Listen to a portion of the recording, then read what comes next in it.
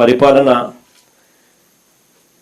ఇంతకుముందు మనం కథ ఏంటా అంటాం. ఒకటి ఎన్నికలప్పుడు నేను కథ కూడా చెప్పా. ఒకటి ఒక ముసలి పులి బంగారు కడియం కథ. ఎన్నికలప్పుడు కూడా బాగా నేను చెప్పేవాడిని. చంద్రబాబు నాయుడు గారికి ఓటు వేయడం అంటే ఇదే అని చెప్పి.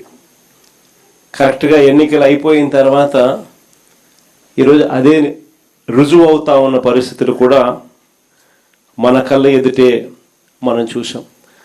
ఆ రోజుల్లో ఏమో చంద్రబాబు నాయుడు అన్నోట్లో నుంచి వచ్చిన మాటలన్నీ కూడా జగన్ ఇచ్చేవే కాదు, అంతకన్నా ఎక్కువ ఇస్తాను అని చెప్పి ఆ రోజు చంద్రబాబు నాయుడు గారు పులి బంగారు కడియం కథ మాదిరిగానే ప్రజలందరినీ కూడా నమ్మించిన పరిస్థితి.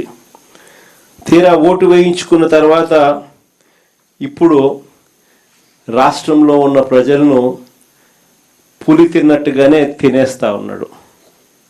ఆ కథలో ముసలి పులి ఏ మాదిరిగా చేస్తూ ఉందో చంద్రబాబు నాయుడు గారిని చూసినా కూడా ఈ పొద్దు అదే కనిపిస్తుంది.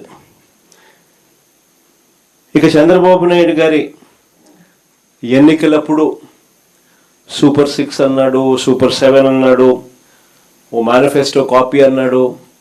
143 హామీలు ఆ ఎన్నికల మేనిఫెస్టోలో తాను పెట్టి చివరికి ఎన్నికలు అయిపోయిన తర్వాత ఆ మేనిఫెస్టోను చెత్తబుట్టలో వేసిన పరిస్థితులు ఈరోజు మనం అంతా కూడా చూస్తూనే ఉన్నాం.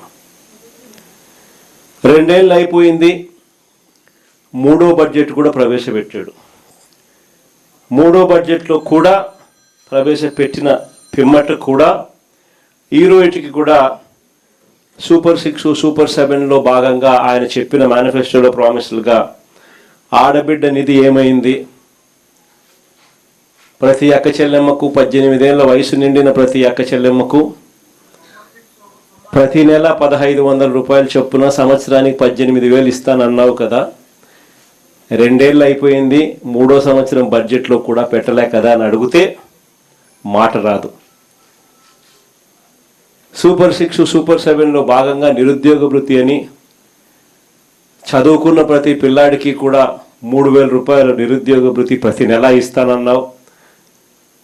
సంవత్సరానికి 36,000, 2 ఏళ్లకు 72,000 ఇప్పటికే బాకీ పడ్డావు. 3వ సంవత్సరంలో కూడా బడ్జెట్లో కూడా పెట్టలా అని అంటే దాని మీద మాట ఉండదు. 50 ఏళ్ళకే పెన్షన్ అన్నావు. 50 ఏళ్ళు నిండిన ప్రతి అక్క చెల్లెమ్మకు సంవత్సరానికి 48,000 బాకీ, 2 ఏళ్లలో 96,000 బాకీ.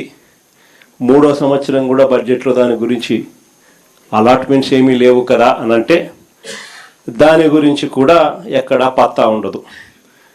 మేనిఫెస్టో అడ్రస్ ఎక్కడా మనకు కనిపించదు. అడిగితే మాత్రం చంద్రబాబు నాయుడు గారికి బీపీ పెరుగుతుంది. ఈ మధ్యకాలంలో ఆయన బీపీ చాలా ఎక్కువగా పెరుగుతా ఉన్నా. టపాని ఎక్కడైనా పొరపాటున చంద్రబాబు నాయుడు గారిని ఎవరైనా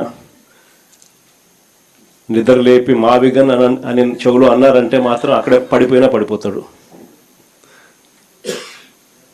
ఈ మధ్యకాలం